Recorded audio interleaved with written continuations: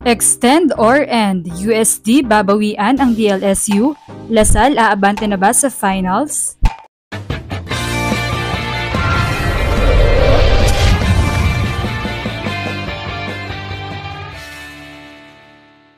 What's up, Volleyball Nation? Welcome back to my YouTube channel. Narito ako para magbigay sa inyo ng updates tungkol sa mundo ng volleyball. Pero bago yan, don't forget to subscribe and hit the notification bell para updated ka sa aking mga videos. Isang laro na nga lamang ang magdidikta sa UST kung makakabangon pa ba sila para sa kanilang kampanyang kampyonato this season o tuluyan na muli silang mawawala sa finals. Para naman sa De La Salle ay ito na nga ang pagkakataon upang makapaghiganti sila at muling makabalik sa finals matapos silang iligwak ng UST last season. Katulad nga ng palagi nating sinasabi ay grabeng laban at intense na gitgitan ang inihahatid sa ating laban ng Lady Spikers at Golden Tigresses.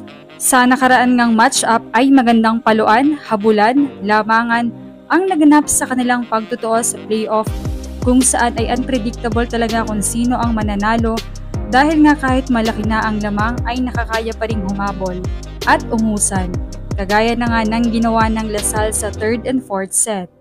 Imagine 22-17 sa set 4 in favor of UST pero nagawang tapusin ng Lasal agad ang laban at masecure na talaga ang twice to beat advantage. Kaya naman ngayon, matutunghayan natin kung anong magaganap na maaaring mapabilang sa mga unforgettable UAAP story. For sure ay nariyan pa rin si Clutch Canino upang manguna para sa Lasal. Kaya naman porsyentuhan talaga dapat. For Shibana Laput ay nandun na talaga ang fire and power. Pero kailangan lang talagang bawasan ng errors especially sa mga crucial stretch ng game. Napakagandang depensa rin ang pinakita ng DLSU, especially Laika De Leon na binubuhay ang bola, kaya naman nakaka-opensa rin ang Lasal. Pagdating naman sa setting ay nakitang mas maganda at pabilis pa rin ang koneksyon ni Tolentino kumpara kay Nicole. Kaya naman opinion lang ka Volleyball Nation ay bakit hindi itry na si Tolentino ang maging starting setter para maagang makabomba ang Lasal. Maganda ding substitution talaga si Hill Santos katulad ng pag-sub nito kay Angel. Subalit kung titingnan ay malayo siya sa pag-block sa kalaban pag nasa harap. Pero talagang may opensa na rin. Kung nais pa ring bulabugin ng Lasal ang depensa ng UST, ay kailangan pa rin ang kanilang strong service na nagpahirap sa UST na makagawa ng magagandang play. Samantala for UST, ay hindi pa rin huli ang lahat. Natalo na nila noon ang Lasal kaya naman hindi imposibleng makabawi sila. Paganahin muli si Horado. Kung mapapansin ay talagang bantay sarado si Reg ng Lasal, kaya naman 7 out of 30 attacks lamang ang naproduce nito.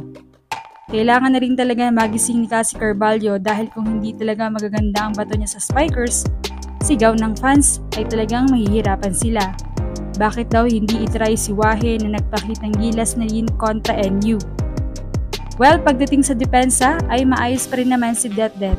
Nga lamang ay butas talaga ang net defense nila, kaya naman malawak ang dinedepensahan ni Pipito. Sa latter part nga ng game noon ay ilang bola rin ang lumabag sa harap ni Det during the service ng Lasal.